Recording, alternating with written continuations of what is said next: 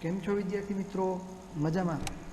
આજે આપણે પાઠ નંબર 18નો અંતિમ ભાગ પંગુમ લંઘયતે ગિરિમ એમાં એક દ્રઢ મનોબળવાળી આપણી ભારતની દીકરી, હિમાલયની બેટી તરીકે જેનું બિરુદ મળ્યું છે એવી અરુણિમાની વાત કરી રહ્યા હતા.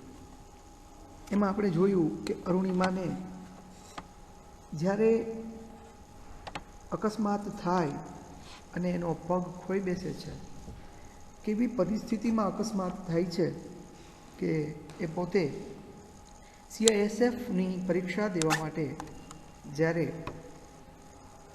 પદ્માવતી એક્સપ્રેસથી લખનૌથી દિલ્હી જઈ રહી હોય છે, કેટલાક બદમાશો એનો સોનાનો ચેન લેવાની પ્રયત્ન કરે છે અને જ્યારે એના પ્રત્યુત્તરમાં લડત આપતા અરુણિમાને એ બદમાશો ટ્રેનમાંથી રેલમાંથી ફેંકી દે છે અને સામે આવતી રેલ એના પગ પરથી નીકળી જાય છે અને એનો ડાબો પગ કાપવો પડે છે.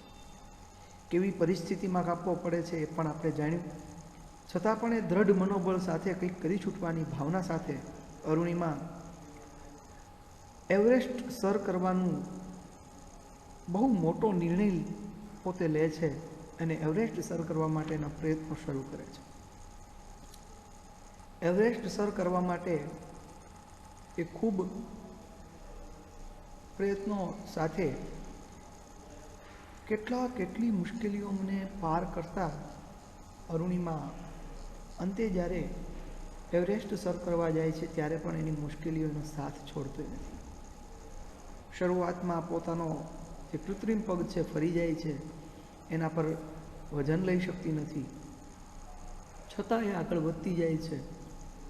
હિલેરી સ્ટેપ આવતા એનો ઓક્સિજન ખૂટી જાય છે,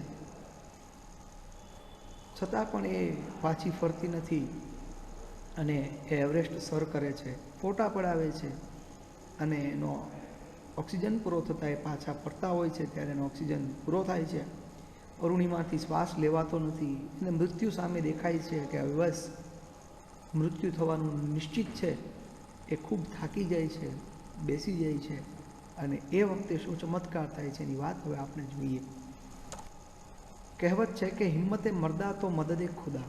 ઈશ્વરી દુનિયાના નિયમો જુદા હોય છે. તે જ સમયે એક બ્રિટિશ પર્વતારોહક ચઢતો હતો. તેની પાસે ઓક્સિજનના 2 બાટલા હતા. તેણે એક બાટલો અરુણિમા તરફ ફેંક્યો અને શેરપા લકીની બૂમો પાડતો તે લઈ આવ્યો અને અરુણિમાને 8,848 ફૂટની ઊંચાઈ પર નવજીવન મળ્યું. ખરેખર ભાગ્ય એને જ સાથ દે છે જે પુરુષાર્થ કરે છે, હાર માનતા નથી અને લોખંડી મનોબળથી પરિસ્થિતિ સામે ઝઝૂમે છે. વિદ્યાર્થી મિત્રો, ખરેખર જિંદગીમાં ભગવાન તેની મદદ કરે છે, કહેવાય ને હિંમતે મર્દા તો મદદે ખુદા. ભગવાન તો જ મદદ કરે જો આપણે આપણી મદદ કરવા માટે તૈયાર હોઈએ. એટલે સર્વપ્રથમ પોતાની મદદ કરવા પોતે સક્ષમ હોવો જોઈએ, તો ભગવાન મદદ કરવા માટે તૈયાર છે. પુરુષાર્થ કરવાનો છે, હાર માનવાની નથી અને ખૂબ પ્રયત્ન સાથે દરેક લક્ષ્યને પ્રાપ્ત કરવા માટે દૃઢ મનોબળ સાથે ઝઝૂમવું પડે.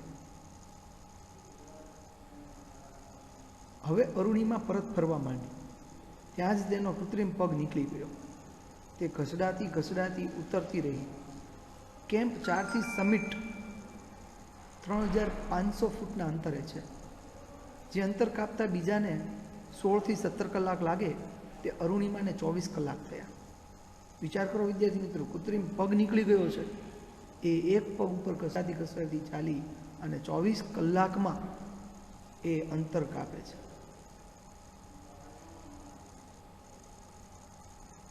એના હાથ થીજી ગયા, હાથમાંથી લોહી નીકળવું શરૂ થયું, છતાં પડતી ઉઠતી રડતી ઝઝૂમતી તે નીચે આવી.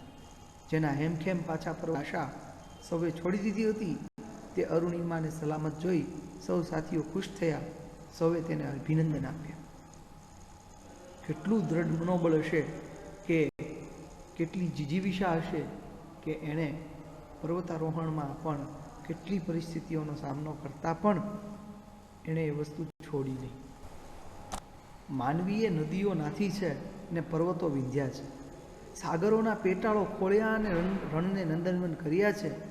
માનવી ધારે તે પામે છે, પણ ધારવું અને એના માટે ઝઝૂમવું તે અગત્યનું છે. અરુણિમાનું જીવન એનું ઉત્તમ ઉદાહરણ છે. વિદ્યાર્થી મિત્રો, કોઈ વસ્તુ અશક્ય છે જ નહીં. એને શક્ય બનાવવું, એની માટે ઝઝૂમવું, એની માટે પ્રયત્ન કરવા, એ આપણે પોતે કરવાનું છે. અરુણિમાએ એશિયાનું એવરેસ્ટ સર કર્યું છે, આફ્રિકાનું કિલીમાંજારો અને યુરોપનું એલ્બ્રુસ સર કર્યું છે. આ ત્રણ એશિયા, આફ્રિકા અને યુરોપના જે ઊંચામાં ઊંચા શિખરો છે એ એણે સર કર્યા છે.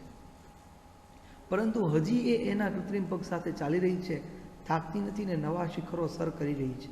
તે ગીતો ગાતી રહે છે, અભી અભી मैंने लांघा है समंदरों को, अभी अभी मैंने लांघा है समंदरों को, अभी तो पूरा आसमान बाकी है. વિદ્યાર્થી મિત્રો, આવી રીતે જો દ્રઢ મનોબળ સાથે આપણે પણ કંઈક કરી છૂટવાની ભાવના સાથે નીકળી જઈએ ને, તો ખરેખર જીવનમાં બધું જ પ્રાપ્ય છે, બધું જ પ્રાપ્ત કરી શકીએ એમ છીએ. આપણામાં પણ ભગવાને ખૂબ તાકાત મૂકી છે. આપણે પણ એ તાકાતને ઉજાગર કરીએ અને વિદ્યાર્થી મિત્રો, આપણા લક્ષ્યને પ્રાપ્ત કરવા માટે અને કંઈક કરી છૂટવાની ભાવના સાથે આપણે એવો સરસ મજાનો હિંમતનો પાઠ, સાહસનો પાઠ, એવો સરસ મજાનો અરુણિમાના જીવન પ્રસંગને અહીંયા આ પંગુમ લંઘયતે ગિરિમ પાઠમાં ખૂબ સરસ વર્ણવ્યું છે. અહીંયા આગળ આ પાઠ તમારે પૂર્ણ થાય છે. વિદ્યાર્થી મિત્રો, આ પાઠ પૂરો થયો એટલે હવે તમારે આ પાઠનું સ્વાધ્યાય લખી લેવાનું. સ્વાધ્યાય તમારું હોમવર્ક, બરાબર? અહીંયા સુધી રાખીએ. અસ્તુ.